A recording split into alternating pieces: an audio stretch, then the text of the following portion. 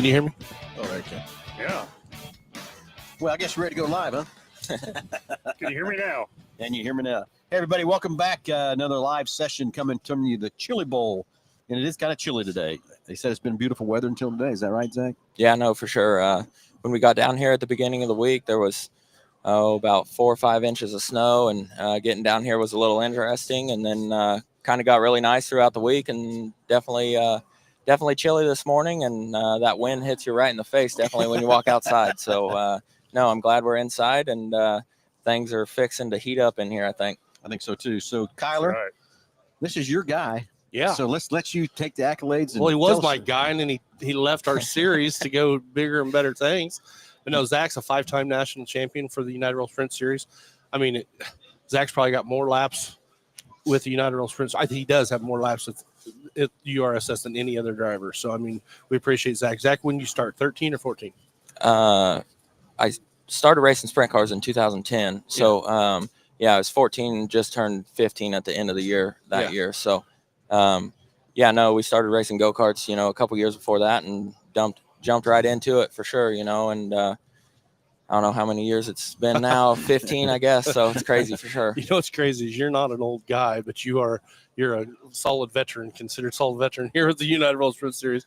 And then you're back to being like a rookie with the ASCS. Yeah, no, definitely. A few years ago with URSS, I still felt like I was maybe young, but I wasn't. And now, you look at it and these kids are starting to race with it that are so young. And I'm like, man, that was me when we started. But yeah, no, this year we definitely moving on to ASCS or back to being a rookie, and definitely felt like one this year at times for sure. And looking forward to next year too. So what's that like going from like the URSS to, and you'd ran some ASCS, hell, you'd won some shows with ASCS while you were with URSS, but to be in full-time traveling all the time, what is that like going from 305 to the 360 national tour? As far as 305 to 360 horsepower and setup, there's a little bit of difference, but the traveling this year, at the beginning of the year, I always reset our odometer on our truck, and this year it was just shy of 29,000 miles. Yeah. And just it's travel time. Yeah, just travel in the truck, and that's me and my dad. We'd leave Batesville, Arkansas, and drive all night home just to be able to get home so we could go to work on Monday, in time. And we left Great Falls, Montana, and only stopped a few times to get fuel, and that was it. But I'd say the biggest deal is just, the travel and going to places you haven't been to, and, getting everything lined up for before the races and after, as far as, if you need hotels or car washes or where you can get in and out of with a big truck and trailer. And, seeing racetracks for a first time is definitely tough. And, we on a 2-night event at a new track, we might struggle really bad the first night, and we always seem to definitely improve the second. So I'm definitely excited to get back to a lot of these places again next year. So I've seen your operation, I've seen your shop and all that. It's meticulous. You're very meticulous with your trailers, with everything about your racing. So like when you were at the URSS, you had years worth of notes. How did you move into the ASCS without those book of notes, or did you have another team that you could rely on? Or, URSS is kind of a big family. Everybody kind of helps each other to a certain extent. Is it the same way in the national tour? Or did you find somebody that you could pair up with? Oh yeah, for sure. I feel like everybody, it's kind of the same thing. I feel like ASCS is a little bit different than, your big, outlaw and high limit stuff like that. For sure. Everybody's, pretty close still. And, we basically took all of our old notes and just, put them to the side, and, maybe a little bit of stuff translates back and forth, but, it was basically a fresh notebook, and like we had around some 360 stuff. So we had a little bit, but, just even car setup stuff from the beginning of the year to the end of the year is just, we're totally different, and made a lot of progress towards the end of the year. And it's tough for sure with going to these places that you never been to, and just the track surfaces from, Arkansas to Montana, and then Montana racing at the elevation you are with, no air basically. trying to get a wing sprint car that relies on that air, but the altitude, there is no air. So you got to kind of do different stuff. So no. So be honest, how many times have you played the World of Outlaw sprint car game with your character on there as you? I haven't played it You once. lie. No, I'm being dead serious. Don't I ask don't- me how many times. I don't have any video games. Really? No, I ain't got time for it. But man, you're on one. That's cool. Yeah, no, that is super, super cool. And, it's important for my team to be able to have other ways to present to sponsors about this stuff. And that's just another lane for it. And, I have people send me pictures all the time of it that get it, and we're on there, and it's definitely really cool. Yeah, I about called you for some setups the other night, but I don't know if they correspond. It probably wouldn't work very good. It It might work really good on the game, though. I don't know. That'd be interesting to try it to see if it does work the same way. My son Jake, he's got I got a sim and everything. He's on all the time with iRacing and stuff, and he says it's very realistic of what the setups do to the car and everything. But he says it's just not the same because you don't have the feel in your butt. Yeah, and how it absolutely. does. The feel in the seat of your pants is just. I tried it a couple times and I'm out. I'm not I good suck. at it either. Yeah.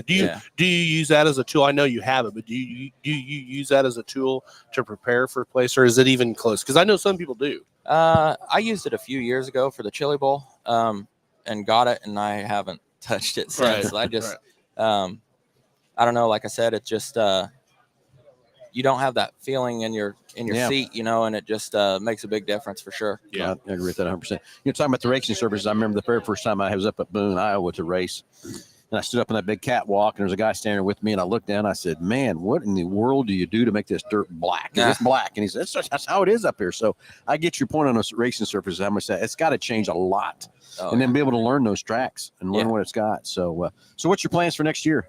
This year, I guess I should say. Yeah. No, I actually get home on Sunday, and we head to Florida in 7 days to start the ASCS deal, and going to run the whole national tour again with ASCS and fill in with stuff here and there, probably a couple URSS shows, and for sure, probably a couple midget shows here and there too. So, well, you got what do we got, Nick? We got 3 ASCS races at Hutch this year. Yep, May 30th and October 10th and 11th. So. Yeah, no, for sure. I'm excited to get back there for sure after you guys have done so much with it, and watching that Silver Crown show this year, just that was just it was good, wasn't it? Amazing. Any aspirations to get in the Silver Crown car? Oh, absolutely. Yeah. I think they'd be a blast. Just one of them things, around here where we are, which they are getting, now with Belleville and Hutch. It's kind of around for sure, but anything. How crazy is it now that you get? Sorry to interrupt you. No, you're fine. How crazy is it now? You get 6 shows right kind of out your back door with Waukeeny and Dodge City, Salt City, Belleville, and North Platte really ain't that far considering where you go.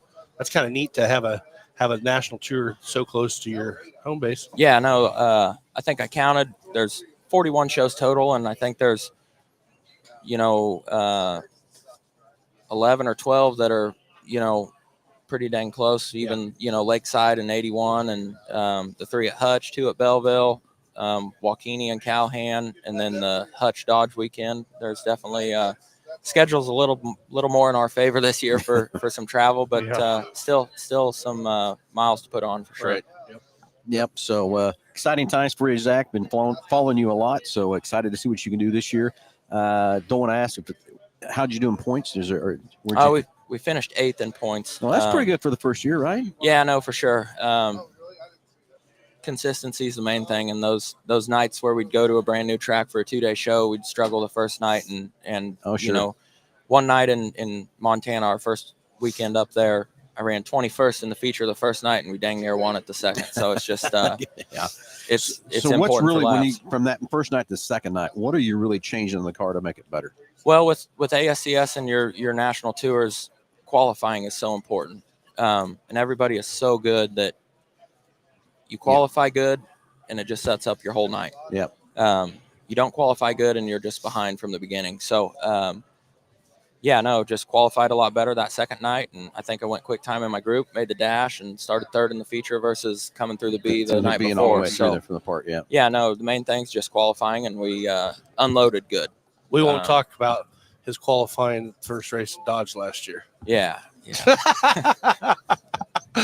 Well, that's kind of a tease. We might have forgot to put a transponder in. Yeah.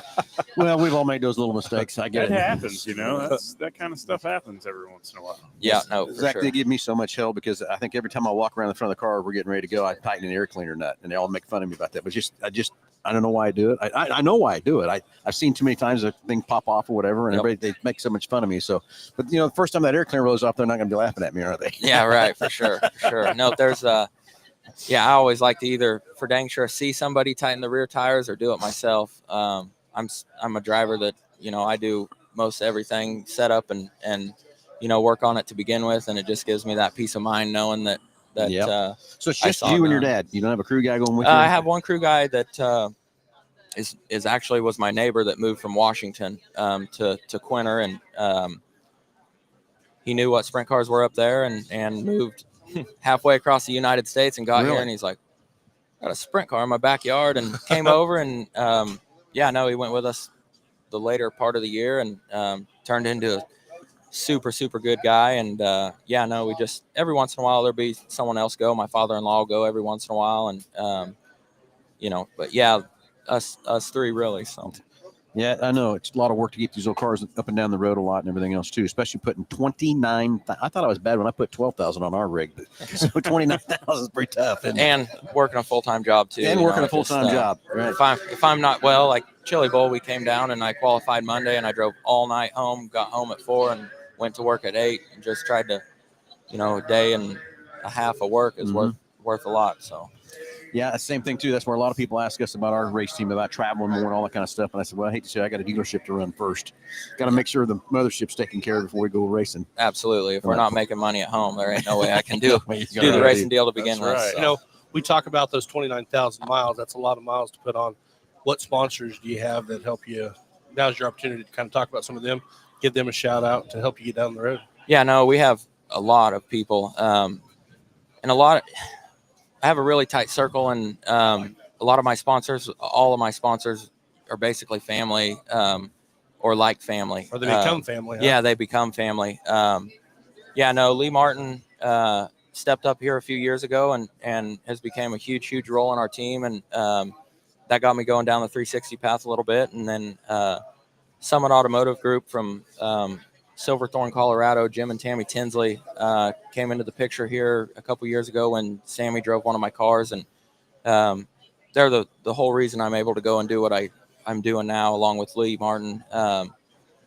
Those two to start with are just have totally changed my program and what I'm able to go and do. And then there's just a lot of other people on the side. My mother and father-in-law, they do a lot with our business now, and we have so many other little people that help. And I always tell everybody, they ask if what it takes to sponsor and get a name on the car, and I tell them, I said, everything helps. You can buy me a pit pass, and that's just it. Every single bit helps. And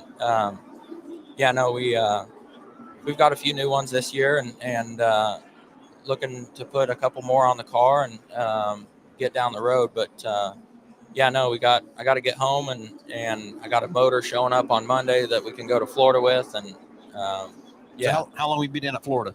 I'm leaving as late as possible so I can work as long, and we'll drive straight through there and race Thursday, Friday, and Saturday, and drive all the way home and won't stop till we get there. Well, that's fantastic, Zach. Going to follow you again this year, but appreciate you taking the time to sit down with us. I know you're coming up your races pretty quick, right?